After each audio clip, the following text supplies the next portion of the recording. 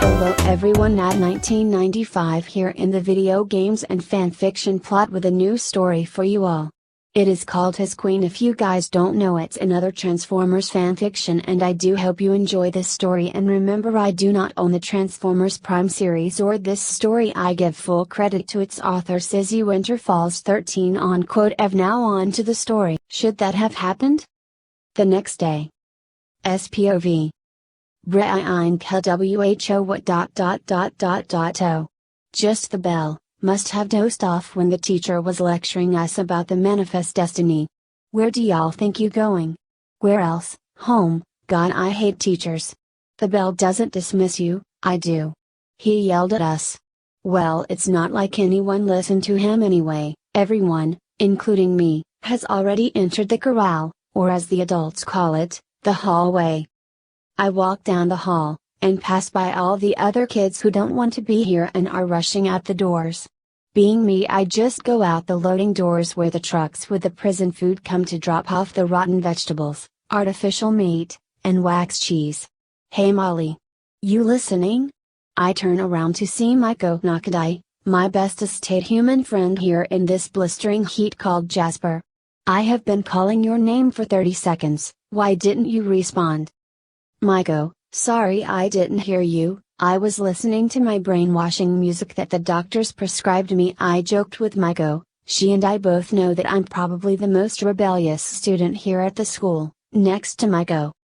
Haha, very funny. We both laugh at the thought of me being an obedient, normal student, and walk out of the school, passing a couple of kids along the way. Sau, oh no, not now Maiko, please, I have to be at the maze in 30 minutes.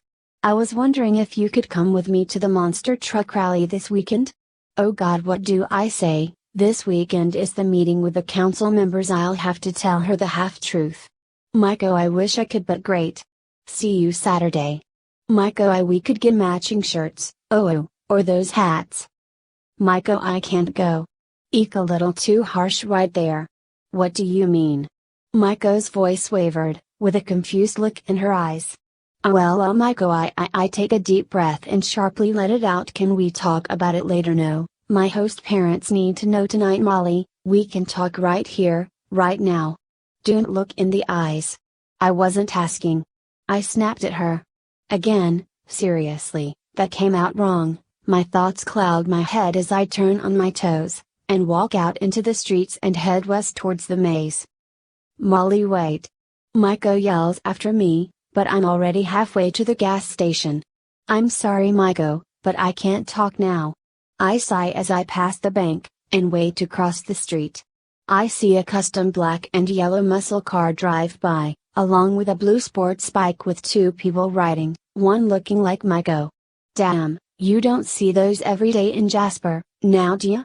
Wait, is that Maiko? I think as I stare at them and their passengers as they race past the lights, too fast to get a good look.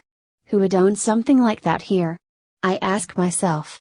And more importantly, why are they driving into the desert? Probably a race down near the forest.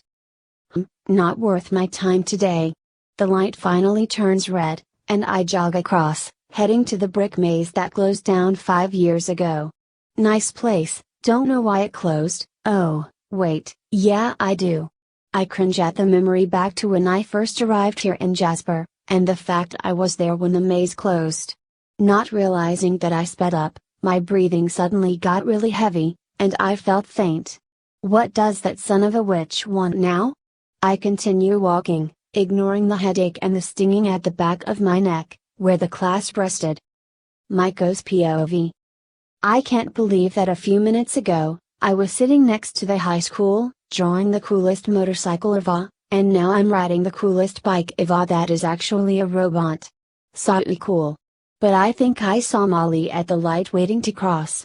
Why can't she come to the rally? Is her parents not allowing her? Wait, no, she doesn't have parents, right? Then why was she so nervous? Ugh, she is so confusing sometimes. I was so lost in my thoughts, that I didn't notice till now that we are heading straight towards one of the rocky thingies that are in the desert. What were they called? Plages? I don't care. Woo! We're going fast. Woo! I think I annoy Jack because he just said, and why exactly are we taking her? He's weird. There's a two-direction road cut that we just passed, and it looks like we are heading straight into the rocky thingy. Regular POV. The photo opens up to show a long tunnel, that looks like something you would see in a secret government base. As the kids and Autobots drive down to the end of the tunnel, they arrive up in a huge, and I mean huge room, where two other robots, Ratchet and Bulkhead, was standing. Raph looks out Bumblebee's window and stares in awe at the base and comments cool. Ratchet looks down at the arrivals with disgust. You can see it, can you? Myco and Jack both look up, also amazed, like they just stumbled into the land of Oz. If only Molly could see this, Myco thinks with a frown. The bots come to a stop and let the humans get out. They then transform back from vehicle form. I thought there were two? Ratchet says as he walks up next to Bulkhead, confused. Haven't you heard? RC says humans multiply. Raphael sticks out his hand in a friendly gesture. I'm Raph. Then Myco runs up to Bulkhead. I'm Myco. Who are you? Bulkhead, says the giant robot. Myco gasps. Are you a car? Myco asks excitingly. I bet you're a truck. A monster truck. And spreads her arms out to symbolize a big monster truck. Bulkhead looks down at Myco nervously. Myco really doesn't seem to care about him answering or not, and just keeps asking questions with absolutely no relevance whatsoever. So, Raph asks, if you guys are robots, then who built you? Ratchet scoffed at the question. Police. The ground starts to shake, as a large, well-built robot approaches Myco, Jack and Raph from behind. We are autonomous robotic organisms from the planet Cybertron, Optimus begins, also known as Autobots. Jack walks up to Optimus, only a few steps. Nerves can really get to you when confronting a giant alien robot. Why are you here? Jack asks.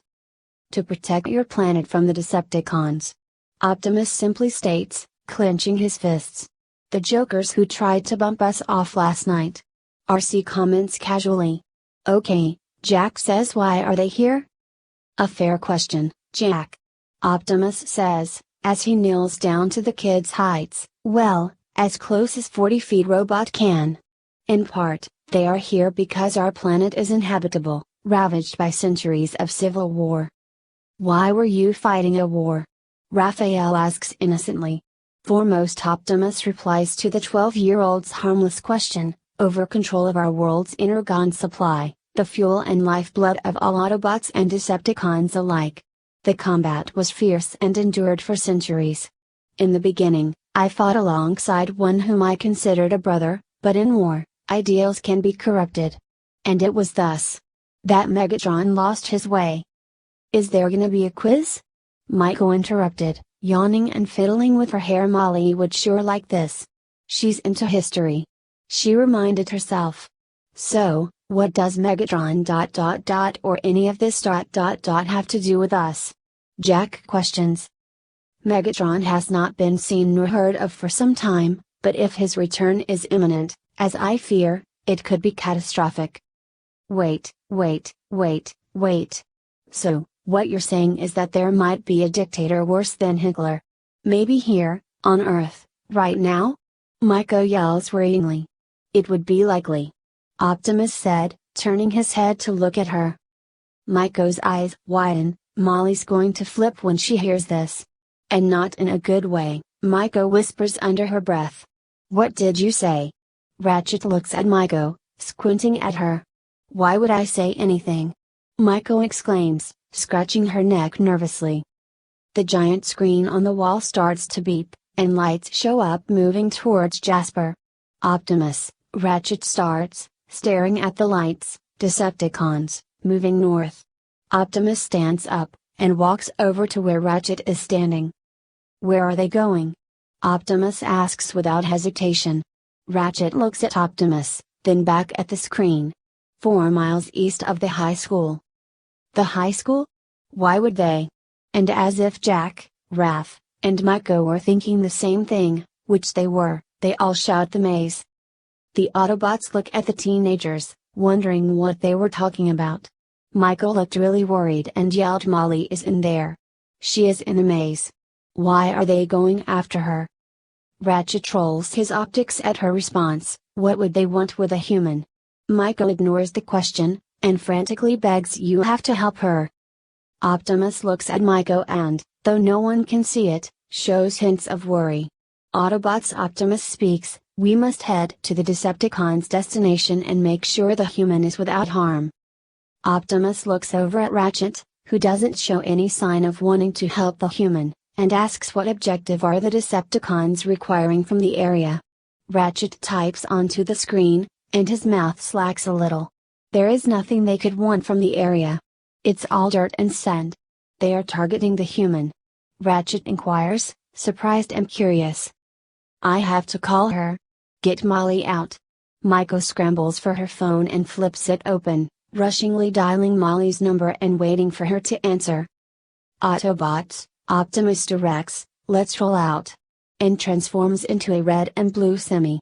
RC, Bumblebee, and Bulkhead follow, transforming as well, and rode off, going north to the labyrinth. Well, that's the ending of that chapter. I do hope you enjoy this video. If you like to see more, remember to hit that like button, subscribe to this channel and leave a comment down below. Until next time.